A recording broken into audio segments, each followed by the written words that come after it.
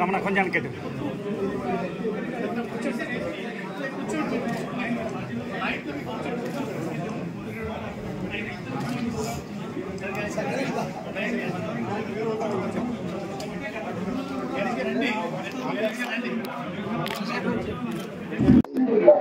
పెద్దలు గౌరవనీయులు శ్రీ ముద్రగడ్డ పద్మనాభం గారిని ఈరోజు వచ్చి కలిసి వైఎస్ఆర్సీపీ పార్టీలో చేరేందుకు ఆహ్వానించడం జరిగింది.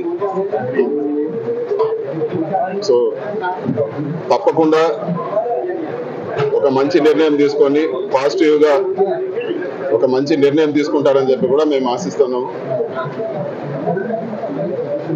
ఇక్కడికి వచ్చేటప్పుడు మీడియా మిత్రులు కొద్దిమంది ఫోన్ చేసి మీరు ఏమి ఆఫర్లు ఇస్తా ఉన్నారు, మీకు ఏమి అంటే అండర్స్టాండింగ్ ఏముందని చెప్పి అందరు కూడా ఒక విషయం క్లియర్ గా చెప్పదలుచుకున్నాను.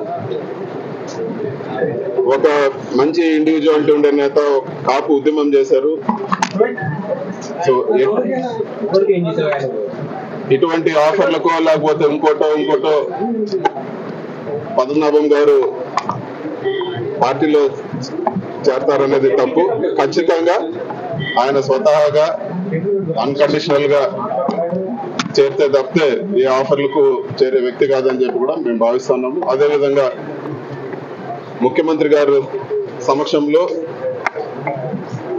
ఒక మంచి నిర్ణయం తీసుకొని పార్టీలో చేరతారని చెప్పి కూడా ఆశిస్తున్నాము. పెద్దలు ఒక మంచి పాజిటివ్ డెసిషన్ కూడా తీసుకుంటారని చెప్పి కూడా మేము ఆశిస్తాము. Thank you.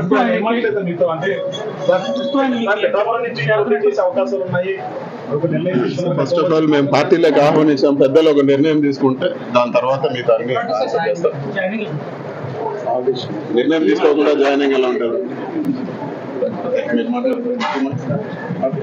పార్టీ ప్రచారానికి అయినా వాడతారా లేదంటే సీట్ ఇచ్చే ఉద్దేశం సార్ నిర్ణయం తీసుకోండి, పార్టీలో చేరే నిర్ణయం తీసుకోండి. దాని తర్వాత మీరే నిర్ణయం తీసుకోండి. మీరు ఉన్నారు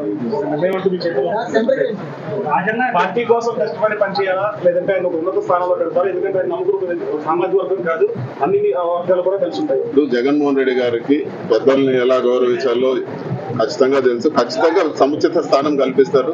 సార్ ఒక మంచి నిర్ణయం తీసుకుంటే డెఫినెట్ గా రాబో రోజుల్లో సముచిత స్థానం కల్పిస్తారని చెప్పి నేను ఖచ్చితంగా భావిస్తున్నాను. సో ఒక మంచి జరుగుతుందని చెప్పి కూడా భావిస్తున్నాను. మొదట వైసీపీకి వెళ్ళారు, ఆయన 2 పదవులు ఇవన్నీ టూ ప్రీమేచ్యూర్. ఇంకా జనసేనకి వెళ్ళి మళ్ళీ వైసీపీ తర్వాత కలుద్దాం కదా చెప్తున్నాను. సమస్య లేని ఇల్లు ఉండదు, పరిష్కారం లేని సమస్య ఉండదు. బంధాలు గొప్పవి, బాధలు చిన్నవి. మీ సమస్యని మేము పరిష్కరిస్తాం. రండి మాట్లాడుకుందాం.